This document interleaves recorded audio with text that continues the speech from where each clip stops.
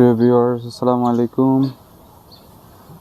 আজকে আপনাদেরকে আমার মাছের ছোট্ট হাউসটা দেখাবো, যেখানে আমি অনেকগুলো অ্যাকুরিয়াম মাছ এবং কি তেলাপিয়া মাছ পালি। তো অ্যাকুরিয়াম মাছগুলো আসলে আমি অ্যাকুরিয়ামের জন্য কিনেছিলাম। এক জোড়া মাছ কিনেছিলাম। এগুলোকে বলে ব্লু গারামি, অ্যাকুরিয়ামের যে সায়েন্টিফিক ভাষায়। যারা অ্যাকুরিয়াম করে তারা আসলে ভালো বুঝবে। এটা বাংলায় যদি বলি, আমাদের দেশের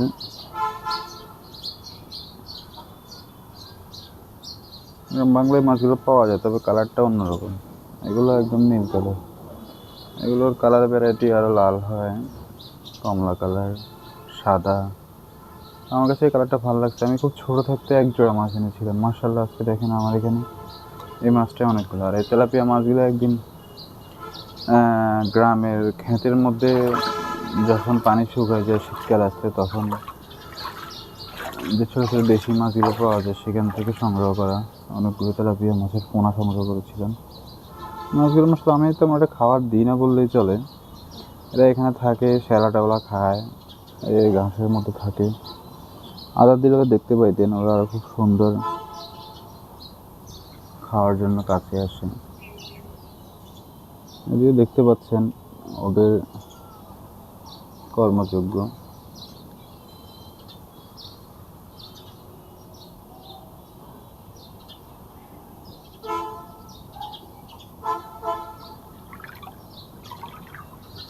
আর চাইলে আপনারা এখানে শিং মাছ অথবা তেলাপিয়া মাছ কিংবা ভিয়েতনামি কই মাছ চাষ করতে পারেন। কারণ আমার এখানে যে কই তেলাপিয়াগুলো আছে, এগুলো একটা প্রায় 4 ইঞ্চি মতো হয়েছে, 4 ইঞ্চি 5 ইঞ্চি সাইজের। আমি এগুলোকে আনছিলাম হাফ ইঞ্চির মতো, 1 ইঞ্চির মতো সাইজের। এখন মাশাআল্লাহ এগুলো 4-5 ইঞ্চি হয়েছে। আমি যদি ঠিকমতো খাওয়া দিই না, হয়তো প্রপার মেনটেন করলে 2 বেলা করে খাবার দিলে এগুলো খুব দ্রুত বড় হইতো।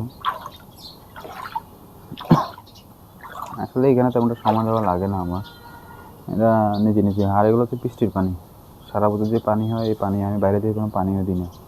পানি জমা থাকে, যতটুকু থাকে বেশি হলে এখানে বের হয়ে যায়। আর এটা সাইজ হচ্ছে 4 ফিট বাই 4 ফিট, গভীরতা হচ্ছে 4 ফিট। নিচে আমি মাটি দিয়ে রাখছি অবশ্য।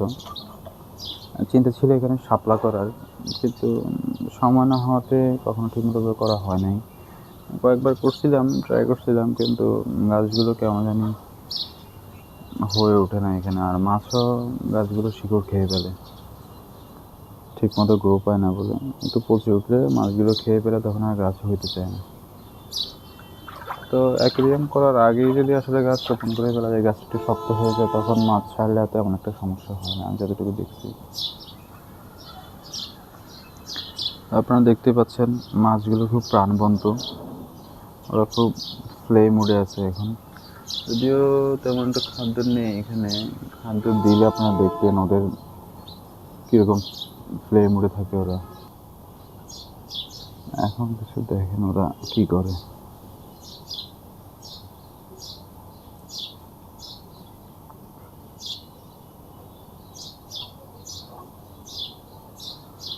আমি সচরাচর ওদেরকে তেমন একটা কিছু দিই না। মাছের খাদ্য হিসেবে হয়তো মুরগিকে খাওয়ানোর পরে যে ভাত কুড়া থাকে ওগুলো দিই, অথবা ঘরে কোনো রুটি পরোটা থাকলে ওগুলো ছিঁড়ে ছিঁড়ে একটু একটু করে দিই ওদেরকে। এই হচ্ছে ওদের খাদ্য। আর খুব ছোটো থাকতে কিছু ফিড দিয়েছিলাম, অ্যাকুরিয়ামের ফিড যেগুলো, ওগুলো নিয়ে এসে। কিন্তু আসলে শৌখিন জায়গায় অতিরিক্ত খরচ করাটাও আমার কাছে ব্যয়বহুল মনে হয়। আপনার হাতের নাগালে যদি কিছু থাকে সেগুলো দিয়ে আপনাকে মেনটেন করেন। অতিরিক্ত খরচ বাড়ালে একসময় শখ আর থাকে না। হাতের কাছে যা পাওয়া যায় তা দিয়ে যদি আপনার শখকে আপনি লালন করতে পারেন, তবে শখটা আপনার লং টাইম দীর্ঘস্থায়ী হবে। এমনকি সেটা দেখে আপনি পরে আস্তে আস্তে প্রফিটেবল দিকেও যেতে পারবেন। যেমন আমি চাইলে এখন এই মাছগুলো জোড়া হিসেবে বিক্রি করতে পারি। অনেকগুলো মাছ আছে আমার এখানে, ওদের বোঝা যাচ্ছে না, অনেকগুলো নিচে বসে আছে।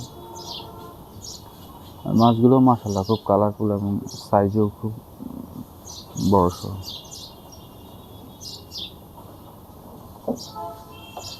ধন্যবাদ, দেখতে থাকুন। পরবর্তী ভিডিওতে হয়তো মাছটা ধরা দেখবেন আপনারা।